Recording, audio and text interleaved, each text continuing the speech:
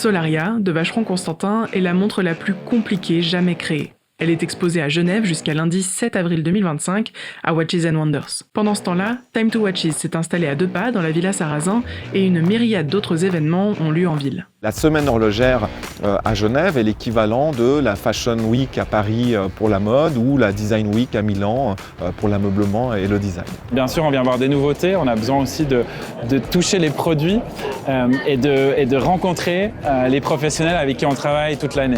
Mais Genève n'a pas toujours été la capitale mondiale de l'horlogerie. Alors, comment l'est-elle devenue ?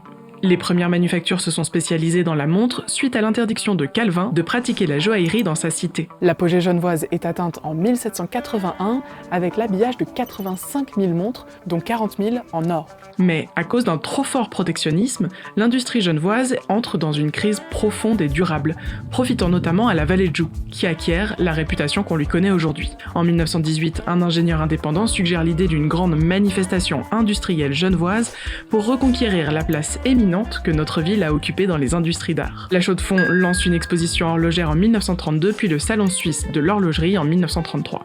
Mais la querelle entre Genevois et Chaux-de-Fonniers permet à la foire d'échantillons de Bâle de s'installer durablement comme lieu d'échange entre les fabricants horlogers et leurs clients du monde entier. De la MUBA a rapidement découlé un salon spécialisé, dernièrement connu sous le nom de Baselworld, et qui a détenu un monopole incontesté durant plusieurs décennies.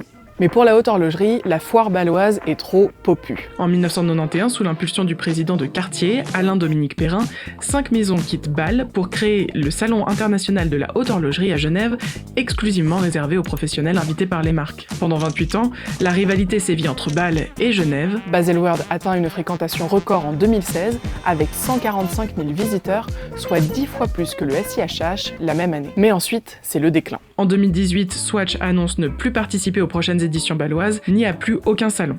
En avril 2020, Rolex, Patek Philippe, Chopard, Chanel et Tudor annoncent rejoindre Genève. C'est le bon moment pour le SIHH de se renouveler et pendant le Covid, naît la fondation Watches & Wonders.